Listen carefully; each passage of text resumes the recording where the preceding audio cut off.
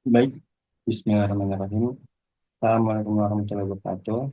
Halo semuanya, perkenalkan nama saya Muhammad Anas Fauzi, mahasiswa jurusan manajemen FEB Unila, Universitas Lampung, dengan NPM 20110111085.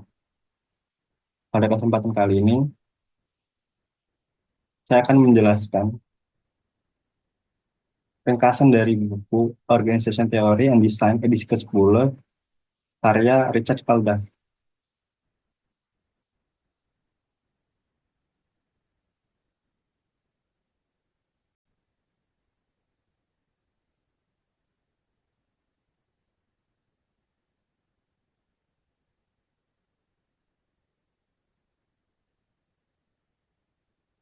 Pada kesempatan kali ini, saya akan menjelaskan materi bab 4 yang berjudul The External Environment. Visi utama dari bab ini adalah yang pertama, lingkungan organisasi yang mencapai tugas umum dan internasional. Lalu ini ada model adaptasi terhadap perubahan lingkungan. Lalu ada ketergantungan sumber daya eksternal dan strategi untuk memengaruhinya. Bab ini menyoroti pentingnya lingkungan eksternal dalam membentuk strategi dan struktur organisasi. Lingkungan organisasi tidak dapat dipisahkan dari dinamika dunia luar, karena organisasi merupakan sistem terbuka yang terus-menerus berinteraksi dengan faktor eksternal. Faktor-faktor tersebut dapat berupa pelanggan, pesaing, pemasok, pemerintah, lembaga keuangan, media, serta tren sosial, ekonomi, politik, dan teknologi. Lingkungan eksternal dibagi menjadi dua kategori utama, yaitu lingkungan tugas atau task environment dan lingkungan umum atau general environment. Lingkungan tugas berisi aktor dan entitas yang memiliki dampak langsung terhadap operasi organisasi sehari-hari, seperti pelanggan, pesaing, distributor, dan pemasok. Sedangkan lingkungan umum mencakup kondisi sosial budaya, ekonomi politik, hukum, dan teknologi yang lebih luas, yang meskipun dampaknya tidak langsung, tetap mempengaruhi keberlangsungan organisasi.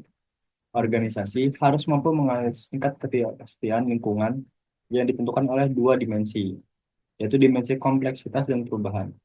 Semakin kompleks dan semakin cepat perubahan terjadi, semakin tinggi tingkat ketidakpastian yang harus dikelola organisasi.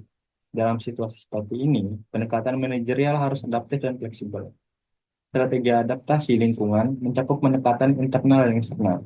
Secara internal, organisasi dapat mengembangkan struktur yang lebih organik, memperkuat departemen lingkungan, meningkatkan kolaborasi antar unit, dan mempercepat aliran informasi. Pendekatan eksternal melibatkan strategi seperti akuisisi, aliansi strategis, lobbying, dan public relation untuk mengurangi ketergantungan dan meningkatkan pengaruh terhadap lingkungan. Salah satu teori penting yang dibahas adalah resource effectiveness theory. Teori ini menyatakan bahwa organisasi tidak memiliki semua sumber daya yang dibutuhkan, sehingga harus berinteraksi dan terkadang bergantung pada faktor eksternal.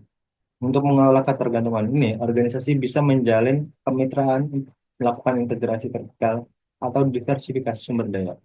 Bab ini juga memperkenalkan model desain organisasi berdasarkan ketidakpastian lingkungan. Organisasi yang beroperasi dalam lingkungan stabil biasanya menggunakan struktur mekanistik yang birokratis, formal, dan terpusat. Sebaliknya, organisasi yang menghadapi ketidakpastian tinggi lebih cocok menggunakan strategi struktur organisasi yang fleksibel, desentralisasi, dan adaptif. Contoh nyata adaptasi terhadap lingkungan eksternal terlihat dalam transformasi industri retail.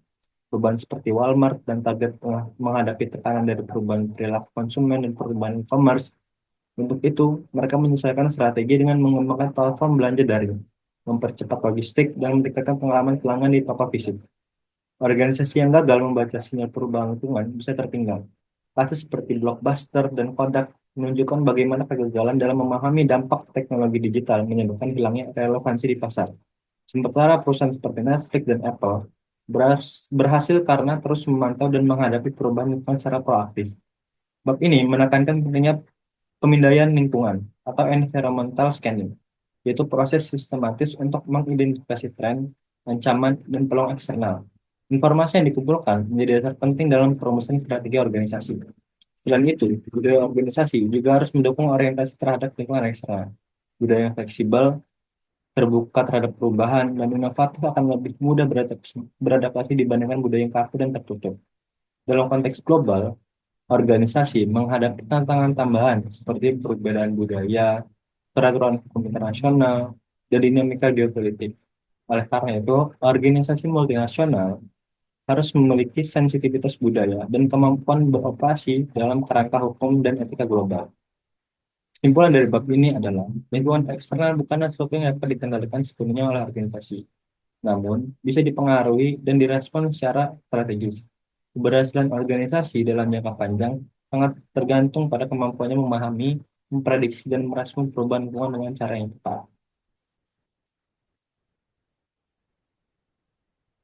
Baik, terima kasih karena telah menonton dan menyimak. Ringkasan materi yang telah saya sampaikan. Jika ada salah kata, saya mohon maaf. Pada saya mohon ampun. Jika ada kritik dan saran, bisa tulis di kolom komentar. Saya akhiri. Wassalamualaikum warahmatullahi wabarakatuh.